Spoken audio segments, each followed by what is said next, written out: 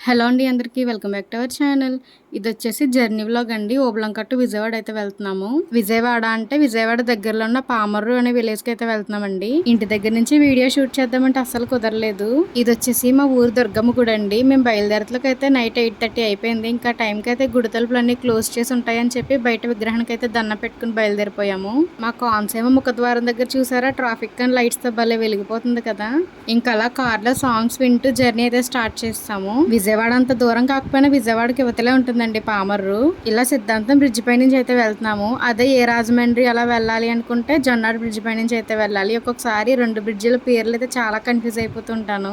ఇంకో 30 మినిట్స్ కి రీచ్ అయిపోతాం అనుకునేసరికి రైల్వే గేట్ అయితే పడిందండి. సో ట్రైన్ అంతా వెళ్ళిపోయాక అప్పుడైతే స్టార్ట్ అయ్యాం మళ్ళీ. ఇంతకీ ఎక్కడికి వెళ్తున్నాం ఏంటి అని చెప్పనే లేదు కదండి.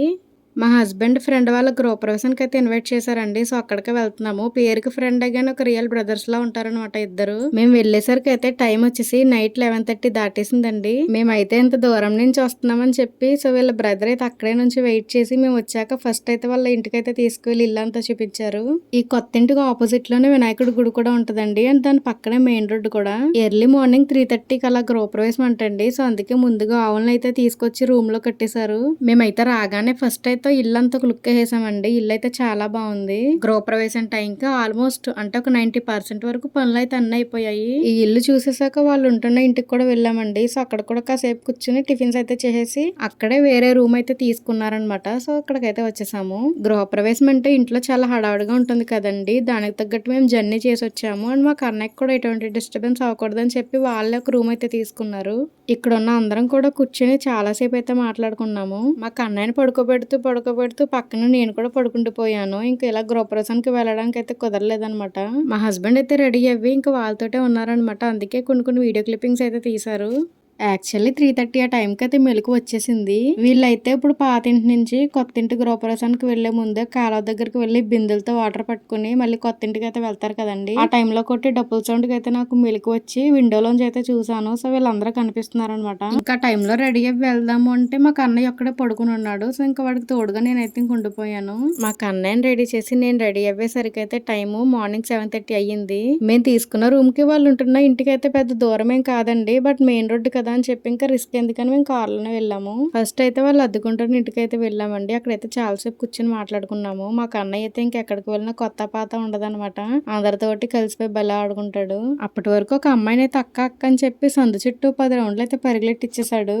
మేమైతే ఇంకా టిఫిన్ చేద్దామని చెప్పేసి కొత్త ఇంటికి అయితే వచ్చేసాము.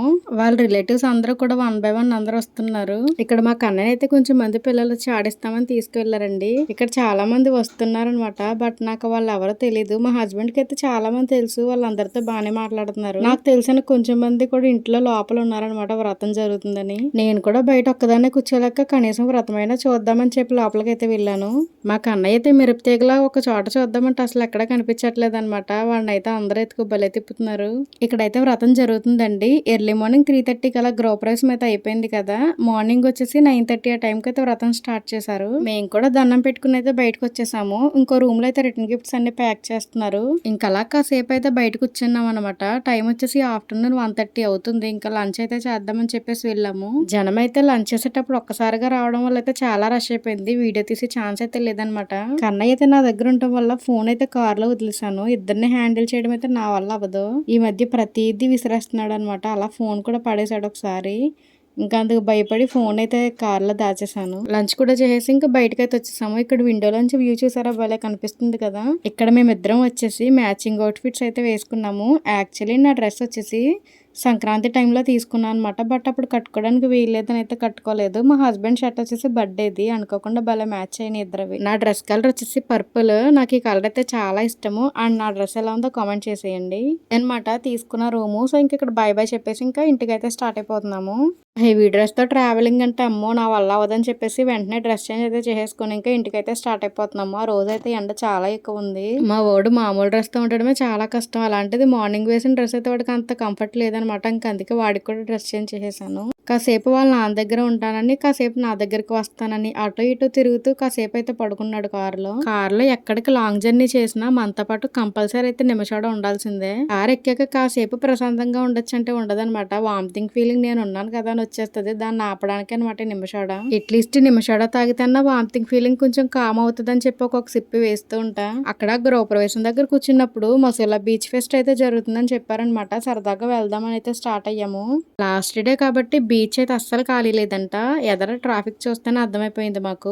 కార్ ఒక చోట పార్క్ చేసి ఇంకా చాలా దూరం అయితే నడవాలని చెప్పారు. ఇంకెందుకులే అని చెప్పి ఇంకా బ్యాక్ వచ్చాము. ఎలాగో ఇంత దూరం వచ్చాం కదా, మచిలీపట్నం పక్కనే ఉన్న చిలకలపూడిలో ఇమిటేషన్ జ్యువెలరీ అయితే చాలా బాగుంటదని పెద్ద పేరు. సో ఇక్కడ ఒక లుక్ వేద్దామని అయితే ఇలా వచ్చామండి. దానికి మించి ఇంకొకటి అనమాట, మోడల్స్ అన్ని కూడా చాలా బాగున్నాయి. కాస్ట్ అయితే చాలా రీజనబుల్ గా ఉందండి. వీళ్ళైతే అస్సలు విసుక్కోకుండా చాలా సెట్స్ అయితే చూపించారు. మాకు ఇక్కడ ఓబ్లంక రావులపల్లిలో ఎవరైనా జ్యువెలరీ సేల్ చేసే వాళ్ళు ఉంటే ఇక్కడ నుంచే తీసుకెళ్తారు అనుకుంటా. రేట్స్ అయితే అక్కడికి చాలా డిఫరెన్సెస్ ఉన్నాయి. షాప్ నేమ్ వచ్చేసి శ్రీ వందుర్గ జ్యువెలరీ, పాండురంగ స్వామి గుడి ఆపోజిట్ లోనే ఉంటుందండి. అక్కడే మేమైతే ఒక 2-3 షాప్స్ అయితే తిరిగామండి. బట్ మాకు ఇక్కడైతే రేట్స్ చాలా రీజనబుల్ గా అనిపించింది. కలెక్షన్ కూడా చాలా బాగుంది వీళ్ళ దగ్గర. ఇంకా లేట్ అవుతుందని చెప్పి అక్కడ నుంచి అయితే ఇంటికి స్టార్ట్ అయిపోయామండి. వచ్చే దారిలో వీడియోస్ అయితే ఏం షూట్ చేయలేదు. నేనైతే ఫుల్ డీప్ స్లీప్ లోకి వెళ్ళిపోయా. ఇంటికి రాగానే మాకు అన్నయ్యకి స్నానం చేయించానో లేదో అలా పడుకుండిపోయాడు.